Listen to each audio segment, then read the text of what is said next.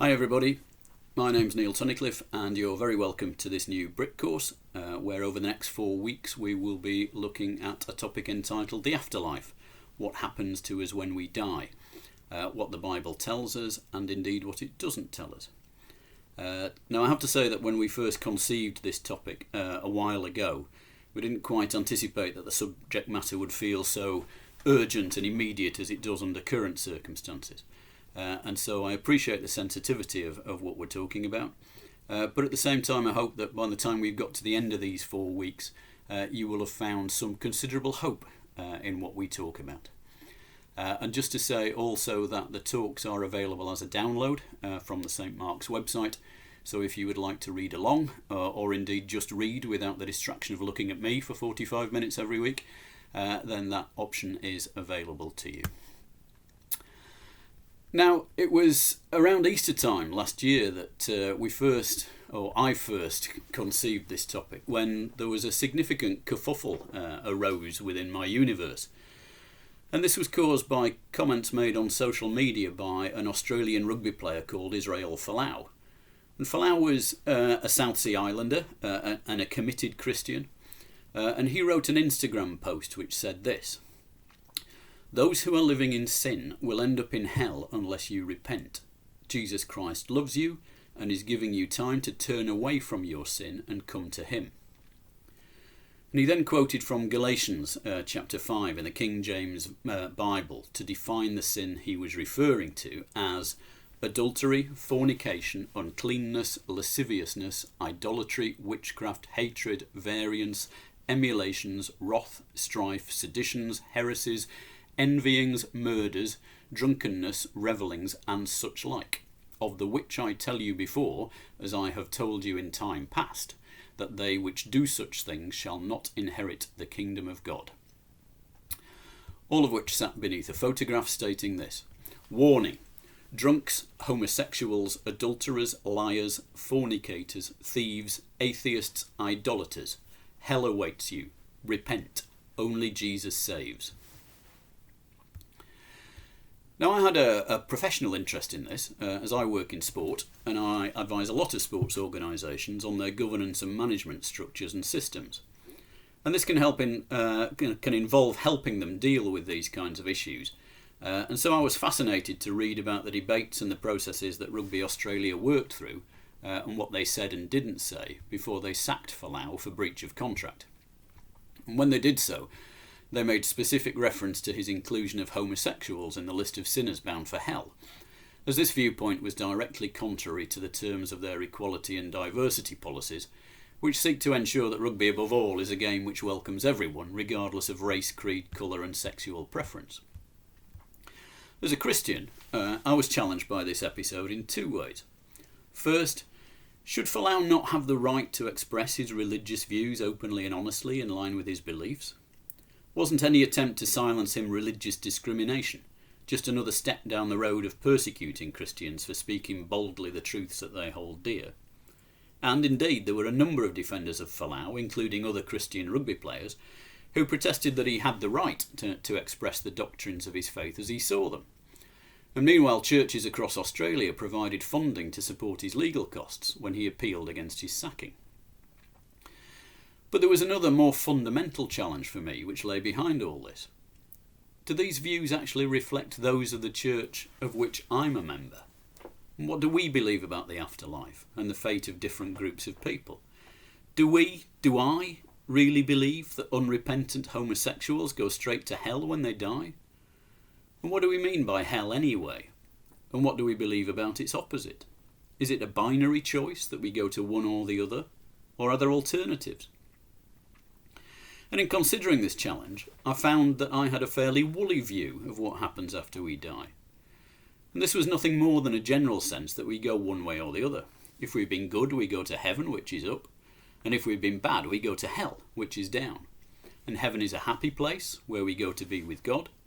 And hell is an unhappy place, where we live an uncomfortable life being tortured by the devil and his demons. And I suppose that this is the schematic which most of us will have about the afterlife, with degrees of variation depending on how much we've dug into the subject and what we've been taught about it from time to time. But there's an inadequacy within this schematic which sells us short. There's too many questions left unanswered. How do we define the good and bad deeds and behaviour that take us to one of these places? Are they related to what we think, what we believe, or what we do? And are these absolute judgments? Do they apply at a specific moment in time, such as the moment of death? Or are there other moments at which judgment is applied to our life?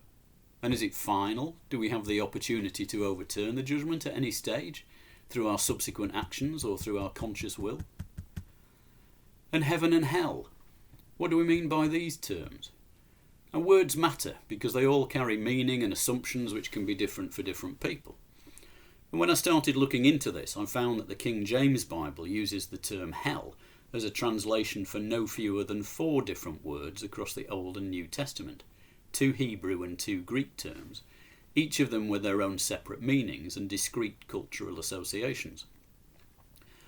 And when I started to investigate where the King James Bible got the word hell from, I found that hell is not in fact a place, but rather it's a she. The words heaven and hell actually originate not from the Middle East, but from Northern Europe, from old Germanic, Norse and Saxon linguistic roots.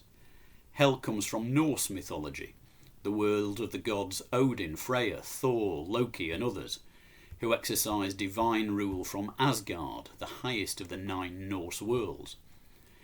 Here Hel is a personality, she's a goddess. She's Loki's daughter who rules over the evil dead in Niflheim, the lowest of all the worlds. So heaven and hell are clearly words which belong to pagan religions rather than Christianity.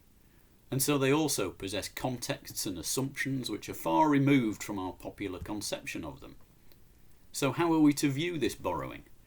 How should we seek to square it with our own Bible-based Christian worldview?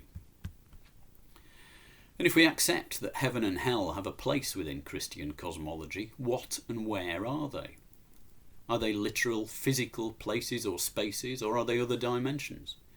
Is there any justification for our sense that one is up in the sky and the other is down under the ground? How are we to interpret the sayings of Jesus in this regard? The many rooms in his Father's house, the darkness, the wailing and gnashing of teeth that await the wrongdoer, the place in paradise that's offered to the criminal on the cross. Now, to some extent, I consider that my woolliness in this regard is a result of the Church of England being quite coy in its teaching about the afterlife, at least here in England. I can recall very few Sunday morning sermons which have addressed the topic in detail, or sought to establish a clear and unambiguous doctrine. And perhaps this is because it's not the sort of thing that can be achieved in 25 minutes. Perhaps it's because we don't want to put people on the spot or scare the horses. Or perhaps it's because there is no such thing as a clear and unambiguous doctrine. Perhaps there truly are more questions than answers. Now, of course, the evangelical wing of the church is much less coy. The teaching I've heard in seminars and online has been much more definitive, robust and muscular in its approach. Here there's an urgency that we don't often encounter in Anglicanism nowadays. A pressure to make good decisions now and in our lifetime, or face the consequences in the afterlife.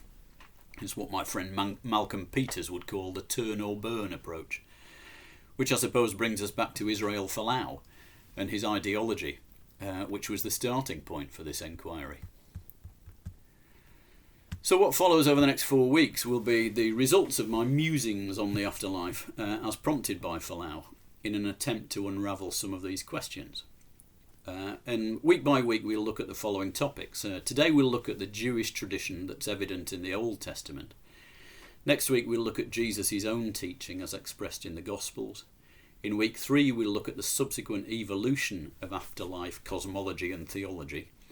And in week 4 we'll come to a modern perspective, which will probably include some of my own personal beliefs as we try to make sense of everything that we've looked at. And just one caveat before we dive in. While I would fully claim to be an ancient historian and a scholar of Latin and Greek, I'm not a theologian in the sense that I've had no formal academic education in theology, nor am I a scholar of Hebrew. What I know about these matters has been garnered from enthusiastic but strictly amateur study, and informed by what I know by other means about the ancient world, its culture and language. What I share with you over these 4 weeks will be the product of this, and it's highly likely that there will be those among you who know much more about these things than I do. And if that's the case, then please feel free to get in touch to question or correct me. I think it's right and proper to base this inquiry on an analysis of what the Bible says, first within the Old Testament, before we move on to the New Testament and subsequent sources over the next couple of weeks. The purpose of starting with the Old Testament is to try to identify the Jewish tradition which Jesus inherited and into which he spoke, to get an idea of the background and context for his words on the afterlife, and to give us a sense of how these might have landed. As we do so, and without wishing to give away too many spoilers, we'll find that there are a number of different strands and apparent contradictions, sometimes even within the same book, and an evolving picture which leaves much to our interpretation. Collectively, these may help to explain, at least in part, why a definitive picture of the afterlife can be hard to come by. The first of these strands emerges in Genesis chapter 2, where we find the origin of all human life. Here, God gathers the dust of the earth together and breathes into it, and so the first man comes to life, Adam, whose name means made from the earth. The divine breath gives or makes Adam nephesh, which is a Hebrew word which denotes life, animation, or a personality, and is the thing which distinguishes him from what would otherwise be a moulded lump of earth. Then in Genesis chapter 3, when Adam and Eve disobey God's injunction by eating the fruit from the tree of the knowledge of good and evil, God's curses upon them include the following words in verse 19. By the sweat of your brow you will eat your food until you return to the ground, since from it you were taken, for dust you are, and to dust you will return. So there's an initial primal belief that we comprise just two components, that we are merely animated dust, and that our death signifies the point at which these components separate and return to their origins. This belief pertains elsewhere in the Old Testament, especially and more eloquently in the much later book of Ecclesiastes, written in comparatively modern times between the 5th and 3rd centuries BC. Here in chapter 3, in verses 19 to 20, it is said, "Surely the fate of human beings is like that of the animals. The same fate awaits them both. As one dies, so dies the other. All have the same breath. Humans have no advantage over animals. Everything is meaningless. All go to the same place. All come from dust, and to dust all return." And again in chapter 12, verses 6 to 7. "Remember him before the silver cord is severed and the golden bowl is broken, before the pitcher is shattered at the spring and the wheel broken at the well, and the dust returns to the ground it came from, and the spirit returns to God who gave it." What we have here then is an original and simple strand of thought, that what happens when we die is that the physical part of us returns to the dust from which we were made, and the spiritual part of us, the nephesh that animates us, returns to the God who provided it. And that, so to speak, is that. That's all there is to it. In this strand of thought there is no afterlife, merely the dissolution of the person who previously existed. Now around this strand of thought is woven a belief system that insists that all the rewards and punishments that we're to receive will be encountered in the life that we live between birth and the moment that we die and are dissolved. And in this belief system there's no sense that the deeds and misdeeds that we conduct in our lifetime will have any consequence, either positive or negative, after our death. As it's said in Ecclesiastes 9 verses 2 to 3, all share a common destiny. The righteous and the wicked, the good and the bad, the clean and the unclean, those who offer sacrifices and those who do not. As it is with the good, so with the sinful. As it is with those who take oaths, so with those who are afraid to take them. This is the evil in everything that happens under the sun. The same destiny overtakes all.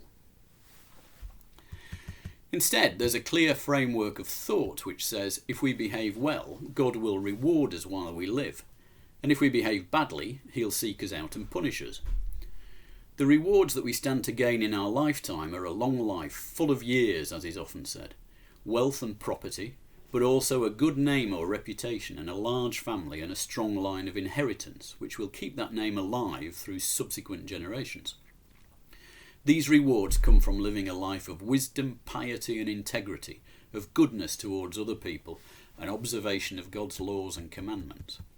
However, for those who don't live this kind of life, but who victimise others, rob and cheat, commit murder, who generally disobey and scorn the laws and commandments of God, they'll come to a sticky end. Their crimes will catch up with them, and the consequences will afflict them in their lifetime, leading to a loss of possessions, a bad reputation, and an early death without loved ones to mourn and remember them. Now, this belief system is set out most clearly in the wisdom literature of the Old Testament, most especially in the books of Job, Ecclesiastes and Proverbs. Job in particular is a full outworking of this worldview. Job himself is a man of impeccable character, whose wealth and family and good reputation are all viewed as the natural rewards of his excellent life, and he cannot understand why a good God would take those rewards away from him.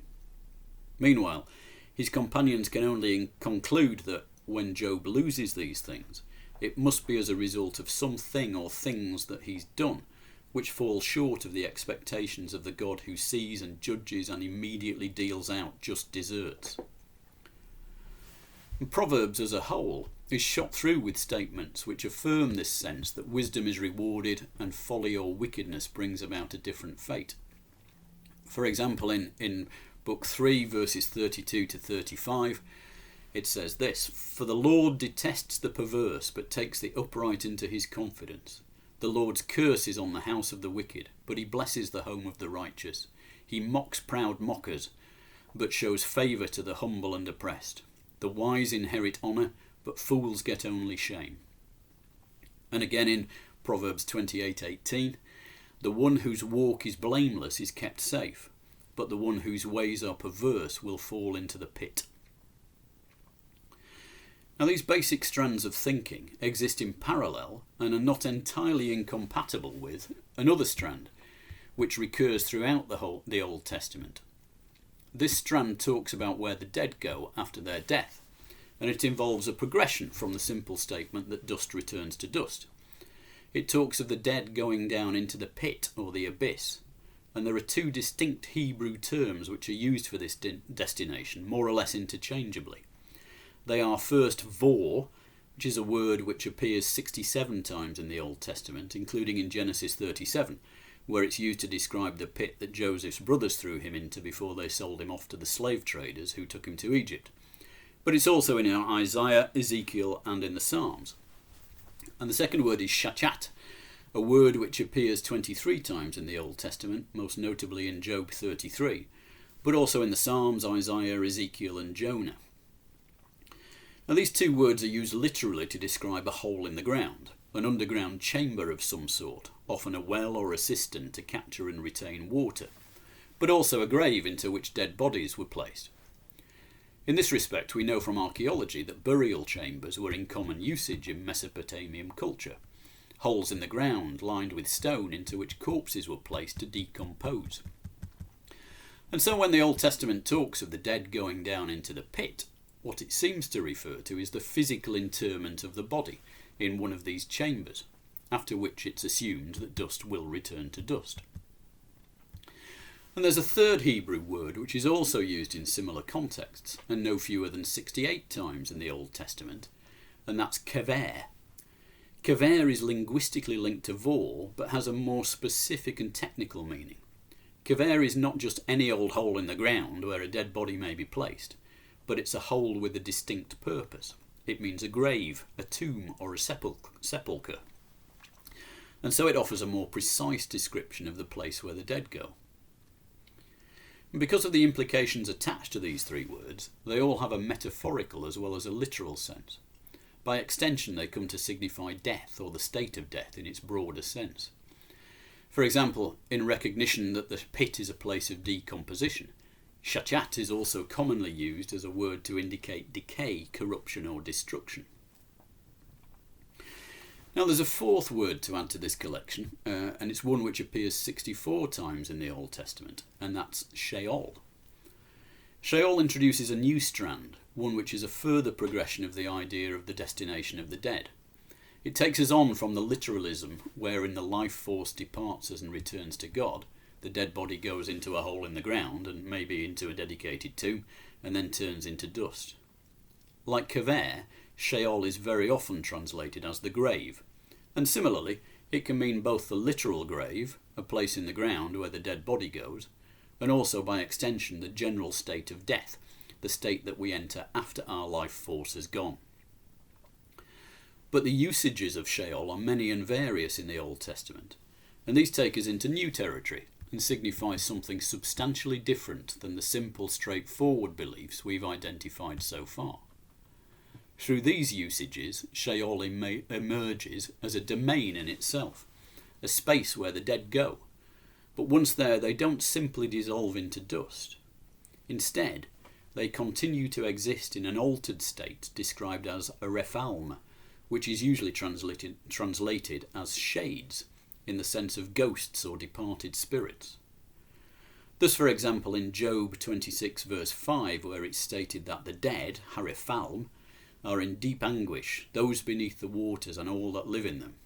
Or in Proverbs 9:18, where it says, little do they know that the dead, rephalm, are there, that her guests are deep in Sheol. Inherent within this is a new presumption that, in addition to the breath of God, the nephesh, and the dust of the earth, we comprise a third element, a separate and independent thing, something that we in the 21st century might recognise and describe as a soul. And it's this which, at the moment of death, descends into Sheol and becomes the rephalm. We'll come back to this in week 3 and say a little bit more about the emergence of the soul as a feature of our humanity, and the place that it subsequently develops in Jewish and then Christian cosmology. But in the meantime, in Sheol, the continued existence of the rephalm after death is portrayed as empty. They've no meaningful consciousness or existence. According to Ecclesiastes 9:10, in Sheol where you are going, there is neither working, nor planning, nor knowledge, nor wisdom. They are without strength or substance. Isaiah 14:10 has the shades greet new arrivals in Sheol with the words, you also have become weak as we are, you have become like us. While Psalm 88 verses 3-4 says, my life draws near to Sheol, I am counted among those who go down to the pit, I am like one without strength. And they remember nothing of their former lives. Psalm 6 verse 5 says, for in death there is no remembrance of you. In Sheol, who can give you praise? Now, Sheol is definitely downwards. The authors of the Old Testament books talk consistently about going down into Sheol. And so a picture emerges that this domain is under the earth, in the same way that the burial chambers that hold the bodies of the dead are under the earth. It's depicted as having a number of defining characteristics. First, it's the common destination of all who die. Job 30:23 says, I know you will bring me down to death, to the place appointed for all the living. Second, it's as deep below the earth as the heavens are above it. Isaiah 7:11 says, ask a sign of the Lord your God, let it be as deep as Sheol, or as high as the heavens. Third, it's a place of darkness and silence. Psalm 88 verse 12 says, are your wonders known in the darkness, or your saving help in the land of forgetfulness? Fourth, although it's a place of death, God has the power to enter it. In Amos 9 verses 1-2, God says, not one will get away, none will escape. Though they dig down to Sheol from below, from there my hand will take them. And fifth, once there, the dead don't return. In Job 7 verses 9-10, it said, as a cloud vanishes and is gone, so one who goes down to Sheol does not return. He will never come to his house again. His place will know him no more. But there are inconsistencies within the Old Testament's portrayal of Sheol. For example, despite it being depicted as the single, final and common destination for all the dead, it is in several places mentioned in tandem with another place, Abaddon. For example, in Proverbs 27 verse 20, where it's stated that Sheol and Abaddon are never satisfied, and neither are human eyes. Or in Job 26 verse 6, where before God's all-seeing eye, Sheol is naked before God, and Abaddon has no covering. Now the place and meaning of Abaddon is rather more obscure than that of Sheol. It's routinely translated as destruction, and it seems to indicate almost a second level of Sheol, a place where the dead are not preserved as shades or refalm, but are in fact eradicated entirely, and for what reason isn't clear. Also, despite the citations which suggest that there is no man who can escape Sheol, there are in fact two in the Old Testament who do. The first is found in Genesis 5 in a list of patriarchs and their sons, Adam, Seth, Enosh, Kenan, Mahalalel, and so on, through to Noah, and their lifespans, after each of which it is said simply that, and then he died. The exception within this list is Enoch, of whom it is said in verse 24, he was no more because God took him away. And we'll say a bit more about Enoch next week. The second man not to die is the prophet Elijah, of whom it is said in 2 Kings 2, as Elijah and Elisha were walking along and talking together, suddenly a chariot of fire and horses of fire appeared and separated the two of them, and Elijah went up to heaven in a whirlwind. Elisha saw this and cried out, my father, the chariots and horsemen of Israel. And Elisha saw him no more. The fact that Elijah is said to go up to heaven in a whirlwind injects a new consideration into the debate.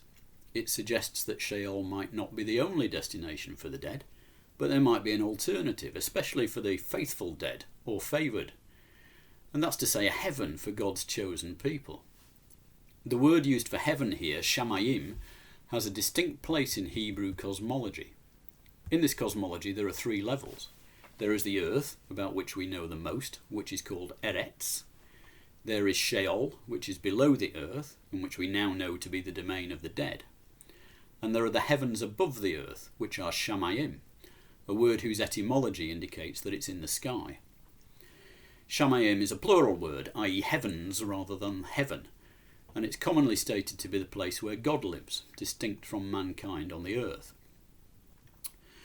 But Elijah is the only individual in the whole of the Old Testament who's taken up into Shaim at the end of his life, and so this appears to be the exception rather than something which is a regular reward for those who are favoured by God. Others whom one might have expected to share the same privilege do not in fact do so. Faithful patriarchs such as Noah, Abraham, Moses and company don't get the same treatment, at least not overtly. While Noah is said simply to die in Genesis 9:29, there is a phrase used repeatedly of other patriarchs that at the time of their death they are gathered to their ancestors or gathered to their people. And this is the promise that made by God to Abraham in Genesis 15 when he's told, you will go to your ancestors in peace and be buried at a good old age. The fulfilment of this promise then follows in Genesis 25 verse 8, which records that Abraham died at a good old age, an old man and full of years, and he was gathered to his people. Thereafter, the same phrase is used across several of the early books of the Old Testament, in Genesis, Numbers, Deuteronomy, 1 Kings, Judges and so on, with application to the significant figures of the Old Testament, Ishmael, Isaac, Jacob, Moses, Aaron and David, although it's also applied to the whole of Joshua's generation in Judges 2 verse 10. Now, this usage has led some commentators to suggest that these faithful dead are bound for somewhere other than Sheol, a separate and better destination which is afforded to them as a result of their virtue or the favour of God, a place which their ancestors also occupy as a result of their prior fidelity and good deeds. However, this suggestion would contradict not only the strand that we've been investigating, which suggests that Sheol is the common destination for all, good or evil, but also what we've just said about Hebrew cosmology. Because from what else we know about Shamayim, it is the heaven in which God resides. It is not a place where the dead go after completing their lives on earth. And there is no fourth domain within Hebrew cosmology, in addition to the heavens, the earth and Sheol. So perhaps a more realistic interpretation of this phrase, gathered to his ancestors, is a literal one. Such a sense emerges from consideration of Genesis chapters 49 and 50. Here we find both Jacob and Joseph on their respective deathbeds, asking to be buried in the same cave as were Abraham, Isaac, Sarah, Rebekah and Leah. This suggests, and it's a suggestion that's borne out by archaeology, that the custom, as far as was practicable, was to bury the dead in family tombs, together with their ancestors, much as is found in churchyards today. And it's a fairly short leap from here, I think, to infer that the phrase "gathered to his ancestors" refers simply to this custom, rather than anything more spiritual or metaphorical. Notwithstanding this interpretation, the idea that there might actually be separate destinations for the faithful and the unfaithful dead does emerge elsewhere in the Old Testament, most notably in Ezekiel 32. Here there appears to be a distinction between the Israelite dead, the people of God, who go down to Sheol, and the uncircumcised dead, the Egyptians, the Elamites, the Sidonians, and other peoples who are distinct from God's people, whose final resting place is not in Sheol, but in Vor, the pit. As with all such prophecies, the passage remains open to interpretation, but it does seem to represent quite a substantial departure from two strands that we've previously analysed. First, the belief that the dead go to Sheol, almost without exception, and second, the belief that there were no consequences after death for any of the deeds or misdeeds which were committed during a lifetime, but instead all the rewards and punishments were to be expected during that lifetime. In Ezekiel, the suggestion is that faith in God will be rewarded in the afterlife, while unbelief will lead to exclusion, even from the realm of the dead. And this is without doubt a new and contrary idea, the full significance of which will be revealed in the remainder of this series of talks.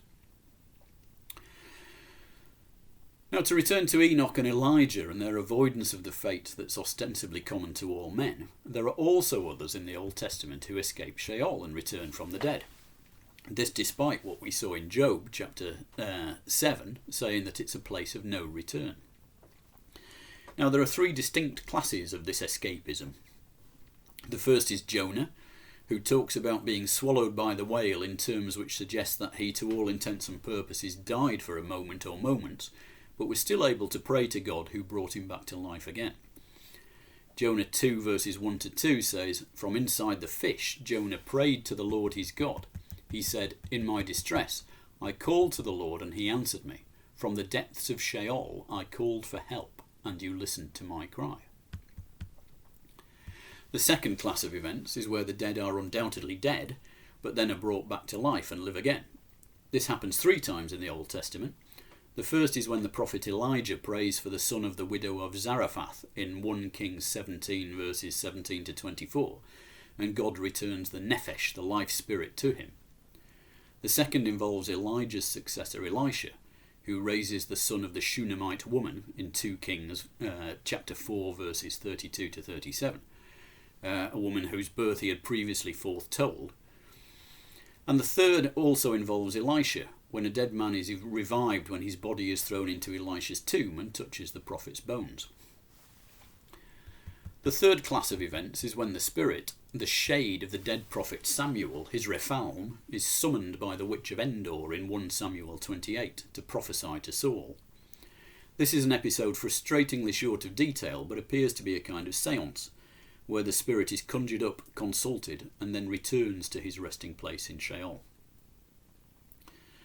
The first 2 mentioned classes of events are perhaps the first we hear in the Old Testament of the possibility of resurrection from the dead, albeit a very individual and circumstantial resurrection, one which relates to a return to the life that was lived prior to death.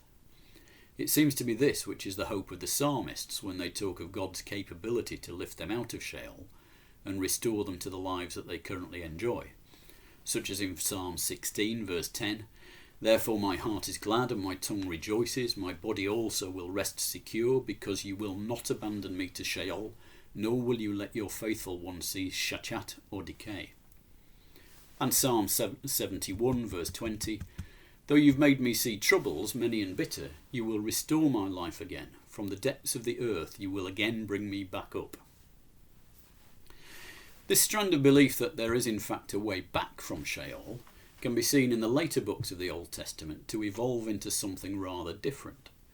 A strand which depicts the possibility not just of individual resurrection on a one-by-one basis, but of a corporate or collective resurrection of God's people at some as yet unspecified stage in the future. This strand is found initially in opaque prophetic passages such as Isaiah 26 verse 19, "But your dead will live, Lord, their bodies will rise, let those who dwell in the dust wake up and shout for joy. Your dew is like the dew of the morning, the earth will give birth to her dead." Or in Hosea chapter 13 verse 14, "I will deliver this people from the power of Sheol, I will redeem them from death. Where, O death, are your plagues? Where, O grave, is your destruction?" But the strand then finds its most explicit and complete expression in the book of Daniel, in chapter 12, in the prophecy of the end time which ends the book, where it's said this: "At that time Michael, the great prince who protects your people, will arise. There will be a time of distress such as has not happened from the beginning of nations until then. But at that time your people, everyone whose name is found written in the book, will be delivered. Multitudes will sleep in the dust of the earth, will awake, some to everlasting life, others to shame and everlasting contempt. Those who are wise will shine like the brightness of the heavens, and those who lead many to righteousness like the stars for ever and ever. But you, Daniel, roll up and seal the words of the scroll until the time of the end. Many will go here and there to increase knowledge." This is in many ways an extraordinary passage, a remarkable development of thinking on a par with that which we noted in Ezekiel 32 a moment ago. It's remarkable in that it creates a narrative which unites and surpasses the various strands that we've been considering in the breadth of its vision. It takes three of the ideas that we've looked at, which are the continued existence of the dead in an altered state in Sheol, the possibility of a corporate resurrection, and the potential separation after death of the faithful and unfaithful dead. And it expands them while at the same time introducing a number of new or confirmatory elements: a time of tribulation, the deliverance of the people, the awakening of the dead prior to their judgment and separation, some to eternal life and light, and others to condemnation. One might with some justification ask where these new ideas have come from. We know that the book of Daniel was written quite late compared to other Old Testament books, around the 2nd century BC. And this would allow it to benefit from full consideration of other passages in the Old Testament, such as Isaiah 65 to 66 and Malachi chapter 3 verses 17 to chapter 4 verse 3. These prophesy that apocalyptic events will occur at some stage in the future, which will create a new heaven and a new earth, and which will foreshadow God's people living in peace and harmony with each other inside an altered state of existence. But this will also involve a judgment or separation, which appears in Malachi's words as follows: "You will again see the distinction between the righteous and the wicked, between those who serve God and those who do not. Surely the day is coming, it will burn like a furnace. All the arrogant and every evildoer will be stubble, and that day that is coming will set them on fire." In Isaiah, the same separation and the aftermath of it is described as follows in chapter 66 verses 22 to 24. "As the new heavens and the new earth that I make will endure before me, declares the Lord, so will your name and descendants endure. From one new moon to another, and from one Sabbath to another, all mankind will come and bow down before me, says the Lord. And they will go out and look on the dead bodies of those who rebelled against me. The worms that eat them will not die, the fire that burns them will not be quenched, and they will be loathsome to all mankind." What the writer of the book of Daniel has done is to weave these ideas together with the strands which we've previously identified to create a sort of all-embracing theory of everything, which leads through to the end of time. So, let's try and sum up what we've talked about tonight. Steve Chalk did so as follows. We reach the end of the Old Testament, the Hebrew Bible, with no clear or firm ideas about the afterlife or what its purpose is, and no depictions of anything much to be dreaded. It may have been vague, but the Jewish people had the idea that there was hope rather than damnation beyond the underworld. They were, after all, the people that God loved and had chosen. As for us, our whistle-stop tour of the Old Testament has drawn out a multiplicity of strands of belief about what happens to us when we die. We've seen an original strand saying that dust returns to dust, that there is no afterlife, but that all man's just deserts are meted out to him during his lifetime, good and bad. Another strand saying that the first step is into the pit or the grave, and then another that these graves collectively comprise a domain beneath the earth called Sheol, where the dead continue to exist in some shadowy form. And this strand coupled with the emergence of a belief that we actually comprise not two but three elements: the dust from which we are made, the life breath from God, and a separate independent element that we might recognise as a soul. But then another strand that Sheol has not one but two levels, including its associate Abaddon, which implies ultimate destruction of the dead in a way that Sheol does not. We've also seen suggestions that there might be alternative destinations for the dead, distinct from Sheol, not a heaven as such as we might understand it, but certainly the possibility of a separate domain for the faithful dead. We've also seen beliefs that the dead can in fact rise again, either as spirits conjured up by the living, or through a process of resurrection or revivification. And we've lastly seen a new and rapidly developing narrative that death is the precursor to a corporate resurrection of the dead at the end of time, at God's command, and a sorting which will lead some to eternal life and some to shame and contempt. Now, if these strands indicate a variance of belief systems, some of which are complementary and some apparently contradictory, then we know that this was indeed the case among the Jews of antiquity. We know from the writings of the Jewish historian Josephus that by his time in the 1st century AD, shortly after Jesus' ministry, there were at least three separate schools of thought about the afterlife, and that these were distinctive between three of the main Jewish sects. First, the Sadducees, the caste from whom the majority of priests were drawn. They believed simply that there was no afterlife, but that death was the end.